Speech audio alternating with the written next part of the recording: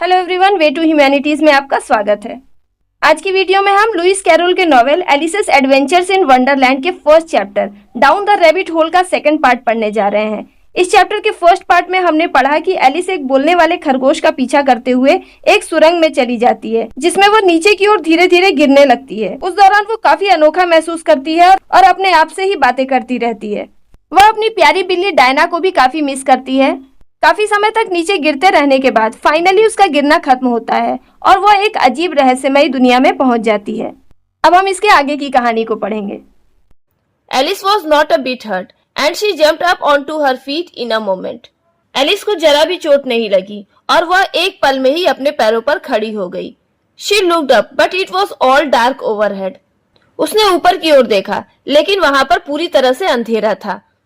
Before her was another long passage. उसके सामने एक और लंबा रास्ता था।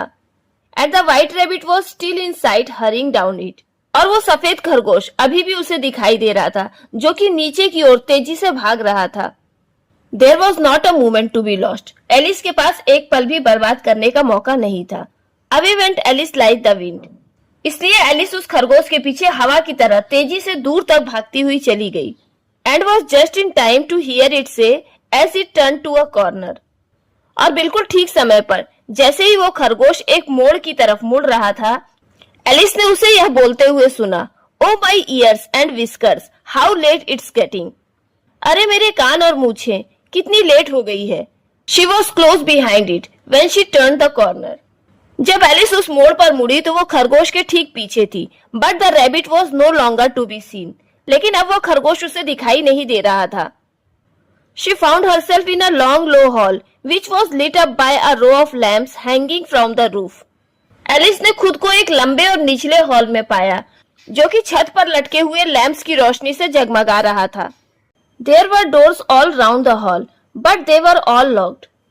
हॉल के चारों ओर कई दरवाजे थे, लेकिन वे सब के सब बंद थे। And when Alice had been all the way down one side and up the other, trying every door. और जब एलिस ने एक तरफ से दूसरी तरफ जाकर हर एक दरवाजे को खोलने की कोशिश की, लेकिन उनमें से कोई भी दरवाजा नहीं खुला। She walked sadly down the middle, wondering how she was ever to get out again. तो वह उदास होकर हॉल के बीचों बीच चली आई और ये सोचने लगी कि अब वो बाहर कैसे निकलेगी। Suddenly she came upon a little three-legged table, all made of solid glass. अचानक से एलिस की नजर एक 3 पैरों वाले टेबल पर पड़ी, जो कि पूरी तरह से मजबूत कांच से बना था। There was nothing on it except a tiny golden key. उस टेबल पर एक छोटी सी सुनहरी चाबी के अलावा कुछ भी नहीं था। And Alice's first thought was that it might belong to one of the doors of the hall. और एलिस ने पहले सोचा कि शायद ये चाबी हॉल के किसी दरवाजे की होगी। But alas, either the locks were too large or the key was too small. लेकिन बड़े अफसोस की बात थी कि या तो दरवाजे पे जो ताले लगे थे वो कुछ ज्यादा ही बड़े थे, या फिर वो चाबी कुछ ज्यादा ही छोटी थी। But at any rate it would not open any of them. लेकिन किसी भी हाल में उन तालों को उस चाबी से खोला नहीं जा सकता था। However, on the second time round, she came upon a low curtain she had not noticed before. हालांकि जब एलिस दूसरी बार मुड़ी तो उसकी नजर एक छोटे से पर्दे पर पड़ी, जिस पर उसने पहले ध्यान नहीं दिया था। And behind it was a little door about 15 inches high. और उस पर्दे के पीछे एक छोटा सा दरवाजा था, जो कि लगभग 15 इंच ऊंचा था। She tried the little golden key in the lock and to her great delight, it fitted. Alice ने उस दरवाजे के ताले में उस छोटी सी चाबी को लगाया और उसे ये देखकर खुशी हुई कि वो चाबी उस ताले में फिट हो गई और वो ताला खुल गया। Alice opened the door and found that it led into a small passage, not much larger than a rat hole. Alice ने दरवाजा खोला और पाया कि वह दरवाजा एक छोटे से गलियारे में जाकर खुला, जो कि एक चूहे के बिल से ज्यादा बड़ा नहीं था। She knelt down and looked along the passage into the loveliest garden you ever saw. वह घुटनों के बल बैठकर गलियारे में झांकने लगी तो उसने देखा कि वहां पर एक बहुत ही सुंदर सा बगीचा था, जैसा कि शायद ही आपने कभी देखा हो।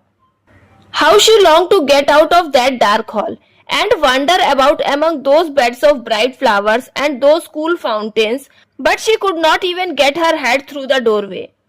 उस बगीचे में बहुत ही सुंदर सुंदर फूल और ठंडे पानी के फव्वारे थे।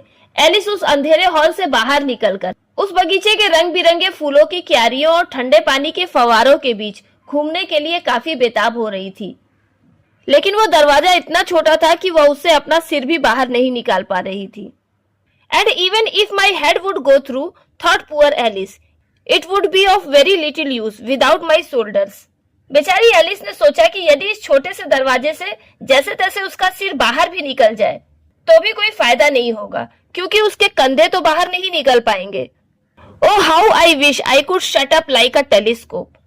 एलिस ने सोचा कि काश वो एक टेलीस्कोप यानी दूरबीन की तरह सिकुड़कर छोटी हो पाती तो शायद वो उस दरवाजे से निकल पाती। I think I could if I only knew how to begin. वह फिर से सोचती है कि यदि वो ऐसा कर पाती, मीन्स एक दूरबीन की तरह सिकुड़कर छोटी हो पाती, तभी वो समझ पाती कि ये काम कैसे शुरू करना है। For you see, so many out of the way things had happened lately that Alice had begun to think that very few things indeed were really impossible. जैसा कि आप देख ही रहे हैं कि अभी हाल में ही एलिस के साथ कई अजीबोगरीब घटनाएं हुई थी, इसलिए एलिस सोचने लगी कि बहुत ही कम चीजें होती हैं जो कि इम्पॉसिबल है यानी नामुमकिन है। मीन्स अभी भी काफी कुछ संभव हो सकता है। यह भी हो सकता है कि वो उस छोटे से रास्ते से निकलकर उस बगीचे में जा सके। There seemed to be no use in waiting by the little door. Alice को उस छोटे से दरवाजे के पास बैठकर इंतजार करने का कोई फायदा नहीं लग रहा था। So she went back to the table. इसलिए वो वापस मेज पर चली गई, half hoping she might find another key on it, or at any rate a book of rules for shutting people up like telescopes. वह टेबल के पास इस आधी उम्मीद से चली गई कि शायद उस टेबल पर उसे एक और चाबी मिल जाए जिससे कि वो दरवाजा खुल जाए, या फिर किसी भी तरह से एक ऐसी किताब मिल जाए जिसमें इंसानों को एक दूरबीन की तरह सिकोड़कर छोटा करने की तरकीबें लिखी होती हैं। This time she found a little bottle on it, which certainly was not here before, said Alice. इस बार एलिस को मेज पर एक छोटी सी बोतल मिली जो कि निश्चित रूप से पहले वहां नहीं थी, ऐसा एलिस ने सोचा। And round the neck of the bottle was a paper label with the words "Drink me" beautifully printed on it in large letters. उस बोतल की गर्दन पर एक कागज का लेबल लगा था जिस पर बड़े बड़े और सुंदर अक्षरों में लिखा था "Drink me", मुझे पी लो। It was all very well to say "Drink me", but the wise little Alice was not going to do that in a hurry. Drink me, मुझे पी लो, ये शब्द कहने में तो बहुत अच्छा था, लेकिन एलिस बहुत ही बुद्धिमान थी। वो हड़बड़ाकर ऐसा कुछ नहीं करने वाली थी। मिस वो हड़बड़ाकर उस ड्रिंक को पीने वाली नहीं थी। No, I will look first, she said, and whether it's marked poison or not. Alice ने कहा, नहीं, मैं पहले इसे नहीं पीऊंगी, जरा देख तो लूं कि कहीं इस बोतल पे जहर तो नहीं लिखा है। For she had read several nice little histories about children who had got burnt and eaten up by wild beasts and other unpleasant things. क्योंकि उसने उन बच्चों की छोटी छोटी और अच्छी अच्छी कहानियां सुनी थी जो कि कभी जल गए थे या फिर उन्हें जंगली जानवरों या दूसरे अच्छे ना लगने वाले जीव जैसे मॉन्स्टर वगैरह होते हैं उन्होंने खा लिया था। All because they would not remember the simple rules their friends had taught them. उनके साथ ऐसा इसलिए हुआ था क्योंकि उन्होंने अपने दोस्तों के द्वारा सिखाए गए सिंपल रूल्स को याद नहीं रखा था। Such as जैसे कि that a red hot poker will burn you if you hold it too long. Poker यानी लोहे की छड़, यदि आप ज्यादा देर तक लाल गर्म लोहे की छड़ को पकड़ के रखते हैं तो वो आपको जला देगा। And that if you cut your finger very deeply with a knife, it usually bleeds. या फिर यदि आप चाकू से अपनी उंगली को बहुत ज्यादा काट लें तो उससे खून निकलने लगेगा। And she had never forgotten that if you drink much from a bottle marked poison, it is almost certain to disagree with you sooner or later. और ये बात तो वो कभी नहीं भूल सकती थी कि अगर किसी बोतल पर पॉइजन यानी जहर लिखा हो और आप उसे ज्यादा मात्रा में पी लेते हैं तो इतना तो निश्चित है कि वो आपको नुकसान पहुंचाएगा, चाहे वो तुरंत पहुंचाए या फिर देर से पहुंचाए। However, this bottle was not marked poison. हालांकि उस बोतल पर जहर नहीं लिखा था। So Alice ventured to taste it and finding it very nice. इसलिए एलिस ने वेंचर्ड यानी हिम्मत करके उसे थोड़ा सा चखा और उसका टेस्ट उसे बहुत अच्छा लगा। It had in fact a sort of mixed flavor of cherry tart, custard, pineapple, roasted turkey, toffee and hot butter toast. वास्तव में उस बोतल के अंदर जो मिक्सचर था उसका taste cherry tart, custard, pineapple, भुने हुए टर्की, टॉफी और गर्म मक्खन लगे हुए टोस्ट का मिला जुला स्वाद था। She very soon finished it off. Alice ने जल्दी से उस पूरी बोतल को खत्म कर दिया। What a curious feeling, said Alice. I must be shutting up like a telescope. Alice ने कहा, कितना अजीब लग रहा है, मैं तो दूरबीन की तरह सिकुड़कर छोटी होती जा रही हूँ। And so it was Indeed, और निश्चित रूप से ऐसा ही हुआ। She was now only 10 inches high. अब एलिस केवल 10 इंच के हाइट की ही रह गई थी। And her face brightened up at the thought that she was now the right size for going through the little door into that lovely garden. और यह सोचकर उसका चेहरा खुशी के मारे खिल उठा कि उस सुंदर से बगीचे में जाने के लिए वो जो छोटा सा दरवाजा था वो उससे अंदर जाने के लिए सही साइज की हो गई है और अब वो आराम से अंदर जा सकती है। First, however, she waited for a few minutes to see if she was going to shrink any further. She felt a little nervous about this. हालांकि एलिस ने पहले थोड़ा सा इंतजार किया, यह देखने के लिए कि कहीं वो सिकुड़कर और ज्यादा छोटी तो नहीं हो रही है। उसे इस बात से थोड़ी घबराहट महसूस हुई। For it might end, you know, said Alice to herself, in my going out altogether like a candle. Alice ने खुद से कहा कि हो सकता है ऐसे ही सिकुड़ते सिकुड़ते मैं मोमबत्ती की तरह पूरी तरह से गायब ना हो जाऊं। एलिस को डर लग रहा था कि कहीं वो और ज्यादा छोटी होती ना चली जाए और छोटी होते होते मोमबत्ती की तरह गायब ना हो जाए। I wonder what I should be like then. Alice सोचती है कि अगर ऐसा हो गया तो वो कैसी दिखेगी। And she tried to fancy what the flame of a candle is like after the candle is blown out. और फिर वो कल्पना करने की कोशिश करने लगी कि मोमबत्ती की पूरी तरह से बुझ जाने के बाद उसकी लौ कैसी लगती है। मिस उसे लगता है कि वो भी सिकुड़ते सिकुड़ते मोमबत्ती के लौ के समान छोटी हो जाएगी। For she could not remember ever having seen such a thing. क्योंकि उसे याद ही नहीं आ रहा था कि उसने कभी ऐसा कुछ देखा है। मिस उसे इस बात का कोई आइडिया नहीं था। After a while, finding that nothing more happened, she decided on going into the garden at once. थोड़ी देर के बाद एलिस ने पाया कि अब और कुछ नहीं हो रहा। मीन्स उसकी हाइट 10 इंच से ज्यादा कम नहीं हुई, तो उसने डिसाइड किया कि वो तुरंत उस बगीचे में जाएगी। But alas for poor Alice, when she got to the door, she found she had forgotten the little golden key. लेकिन बेचारी एलिस के लिए ये अफसोस की बात थी कि जब वो दरवाजे पर पहुंची तो उसे याद आया कि वो उस छोटी सी सुनहरी चाबी को लाना ही भूल गई थी। And when she went back to the table for it, she found she could not possibly reach it. और जब एलिस चाबी लेने के लिए दोबारा टेबल के पास पहुंची तो उसने पाया कि वो वहां तक नहीं पहुंच सकती थी, क्योंकि अब वो उस टेबल से काफी छोटी हो चुकी थी। She could see it quite plainly through the glass. वह सिर्फ उस चाबी को कांच के इस पार से साफ साफ देख सकती थी। And she tried her best to climb up one of the legs of the table, but it was too slippery. Alice ने टेबल के एक पैर पर चढ़ने की पूरी कोशिश की, लेकिन वो बहुत ही ज्यादा स्लिपरी यानी फिसलने वाला था, इसलिए वो उस मेज पर नहीं चढ़ पाई। And when she had tired herself out with trying, the poor little thing sat down and cried. और जब बेचारी छोटी सी एलिस कोशिश करते करते थक गई तो वो हार मानकर नीचे बैठ गई और रोने लगी। Come there is no use in crying like that, said Alice to herself rather sharply. Alice ने अपने आप से ही थोड़ी कड़क आवाज में कहा कि चलो इस तरह से रोने से कोई फायदा नहीं है। I advise you to leave off this minute. और फिर वो अपने आप को सलाह देती है कि वो उसी क्षण वहां से चली जाए। She generally gave herself very good advice. आमतौर पर एलिस खुद को बहुत ही अच्छी सलाह देती थी, दो she very seldom followed it. यद्यपि वो उस एडवाइस को बहुत कम ही फॉलो करती थी। मीन्स वो अपने आप को सलाह तो देती थी लेकिन उसे फॉलो बहुत कम करती थी। And sometimes she scolded herself so severely as to bring tears into her eyes. और कभी कभी तो वो अपने आप को ही इतनी बुरी तरह से डांट देती थी कि उसकी आंखों में आंसू आ जाते थे।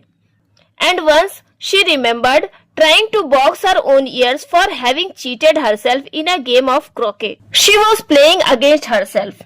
उसे याद आया कि एक बार उसने सजा के तौर पर खुद के ही सिर के एक हिस्से पे मारने की कोशिश की थी, क्योंकि उसने क्रोकेट के खेल में खुद को ही धोखा दिया था, जो कि वो खुद के अगेंस्ट में खेल रही थी। क्रोकेट लॉन में खेले जाने वाला एक गेम है जिसमें लकड़ी की गेंदों को एक छड़ी की सहायता से छोटे छोटे चौकोर छल्लों में डाला जाता है। एलिस अकेले ही वो गेम खेल रही थी और उसमें उसने खुद के अगेंस्ट में जाकर खुद को ही धोखा दिया था, इसलिए उसने अपने आप को ही सजा देने की कोशिश की थी। For this curious child was very fond of pretending to be two people. क्योंकि इस क्यूरियस चाइल्ड यानी जिज्ञासु बच्ची को दो लोगों के बीच गेम खेलने का नाटक करने में बड़ा मजा आता था। But it's no use now, thought poor Alice, to pretend to be two people. बेचारी एलिस ने सोचा, लेकिन अब दो लोग बनने का नाटक करने का कोई फायदा नहीं था। Why there's hardly enough of me left to make one respectable person? क्योंकि मेरे पास एक सम्मानजनक इंसान बनने लायक शरीर नहीं बचा है, तो दो इंसान बनने का नाटक करने का तो सवाल ही पैदा नहीं होता। मीन्स एलिस इतनी छोटी हो गई थी कि उसे लग रहा था कि उसका शरीर एक पूरा इंसान बनने लायक भी नहीं बचा है, तो अब वो दो इंसान बनने का दिखावा कैसे करेगी? Soon her eye fell on a little glass box that was lying under the table. जल्द ही एलिस की नजर मेज के नीचे पड़े एक छोटे से कांच के बॉक्स पर पड़ी। She opened it and found in it a very small cake on which the words "Eat me" were beautifully marked in currants. Currants means किशमिश। एलिस ने उस बॉक्स को खोला और उसमें एक बिल्कुल छोटा सा केक पाया, जिस पर करंट्स यानी किशमिश से बड़े ही सुंदर ढंग से लिखा था, "Eat me", मुझे खा लो। Well, I will eat it, said Alice, and if it makes me grow larger, I can reach the key, and if it makes me grow smaller, I can creep under the door. Alice ने कहा, ठीक है, मैं इसे खाऊंगी, और अगर इसे खा के मैं बड़ी हो गई तो मैं उस चाबी तक पहुंच जाऊंगी, और अगर इसे खाकर मैं छोटी हो गई तो मैं रेंगते हुए दरवाजे के नीचे से उस गार्डन में पहुंच जाऊंगी। So either way I will get into the garden. तो किसी भी तरह से मैं उस बगीचे में पहुंच ही जाऊंगी, and I don't care which happens. और मुझे इस बात की कोई परवाह नहीं है कि आगे क्या होगा।